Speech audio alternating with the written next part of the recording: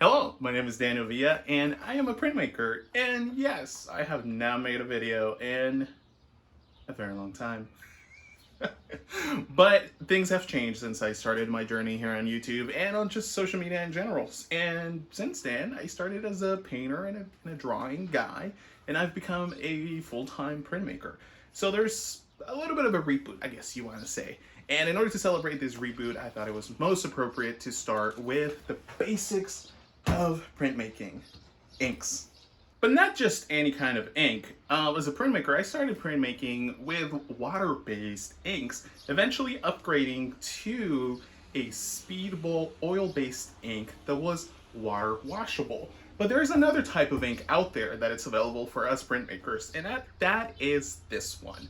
This is the Speedball traditional oil-based ink, which is a more traditional composition of inks. So today we're gonna test this out and see how it works and see if maybe it's the right thing for your practice in your studio.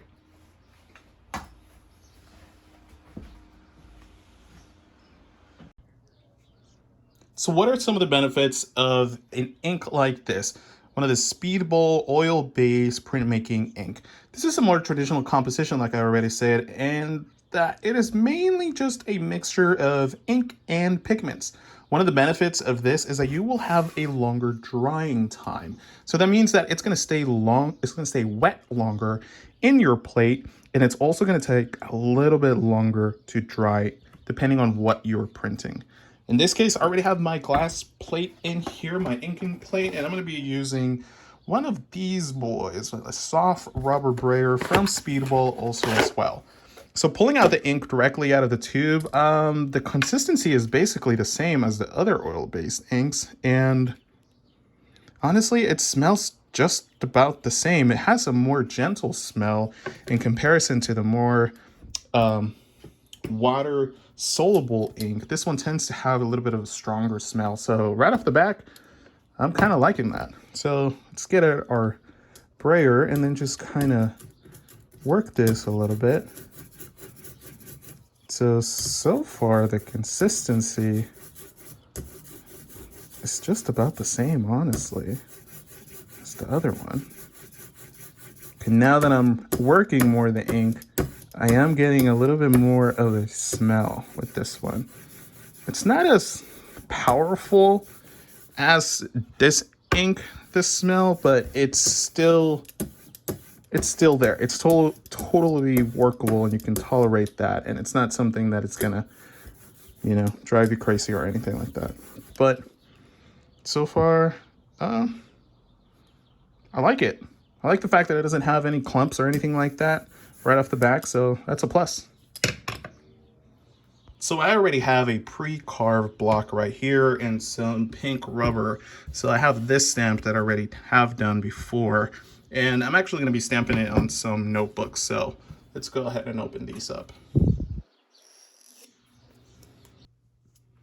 So I have my block here already and a preloaded brayer, and just going to pass a couple times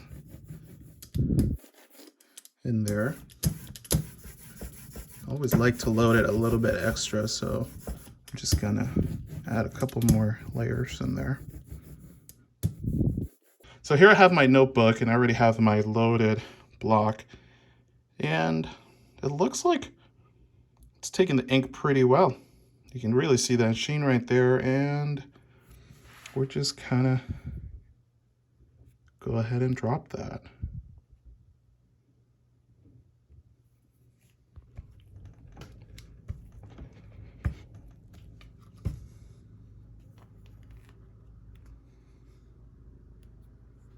And okay, I'm not mad about that. Looks like a very clean impression so far. I mean, that's my mistake right there, but overall, I mean, that transferred kind of beautifully. So now that we made our print comes the interesting part, and that is the cleaning. That's why I went ahead and got the gloves on. So because this is an oil-based ink, I can't just do what I would typically do with the regular super graphic black ink, and that is bring in my water, bring the soapy water, and then just clean it off. This one, as we know, if you haven't heard, you can't mix water and oil together. So one of the things I would recommend first is that you remove as much ink as you can from your surface. Remove it from your block. Just get as much ink as you can off of it by just doing a bunch of ghost prints like this.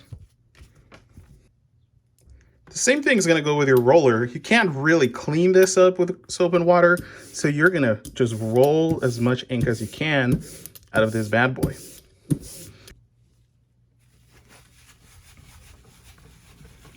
Right now, I'm just trying to remove as much ink as I can before I have to bring out the oil or any solvents. I really try to stay away from using solvents when I can. So if I can wipe this off, which is coming out pretty good, then I'm just gonna stick with that. Now, cleaning the block is gonna be a different story because you really can't leave this ink here because in the long term, it's just going to damage your block.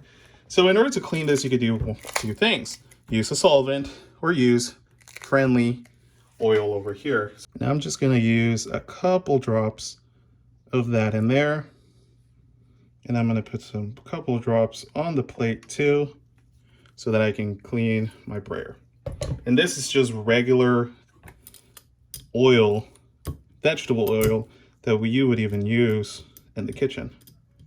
So you don't have to use your solvents.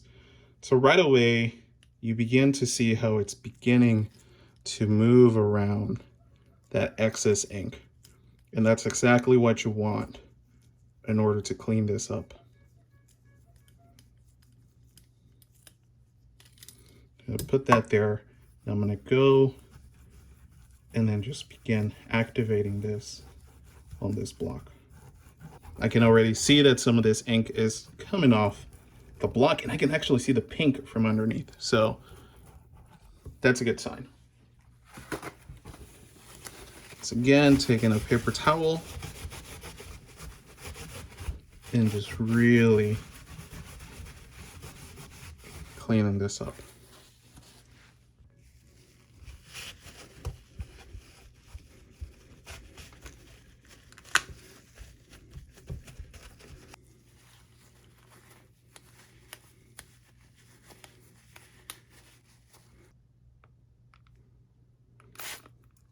So I'm just finishing this off with a little bit of water and soap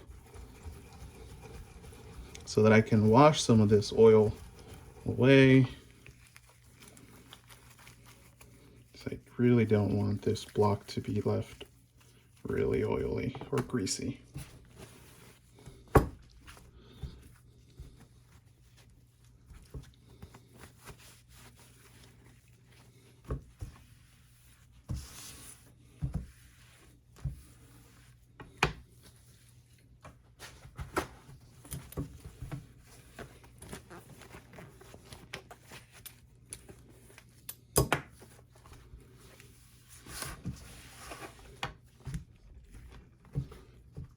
There we go.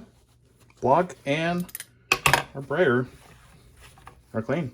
So let's talk value, because at the end of the day, you're going to choose an ink, not so much about how it does and how you can clean it up, but literally about how much it's going to cost you. So this little tiny little container, it's 1 ounce, 0.25, and it cost me $6.82 before taxes. So for this, I would consider an okay price for what I would consider a sample size. Really, if I wanted to work with this long term, I would need, even though a little bit goes a long way, this would go by quickly. And at $6 for an ounce, I'm not really sure, an ounce and a quarter, I'm not really sure if that's gonna be worth your buck.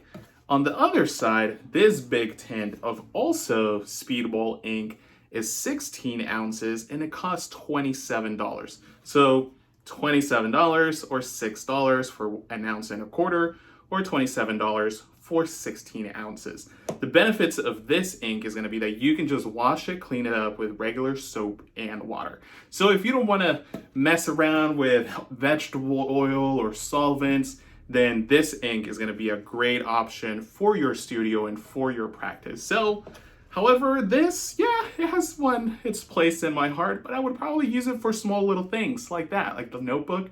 I wouldn't use it for big projects. I'm probably still gonna go with something like this, or if Speedball were to have a bigger container of this ink, then I would possibly think more about flipping some money and just going for it. Anyways, but if you like this video and if you like the review, well, don't forget to subscribe. And if you like to read my full review of these products, then make sure you subscribe to the Inkplate, which is my newsletter where I talk about everything around printmaking. See you around.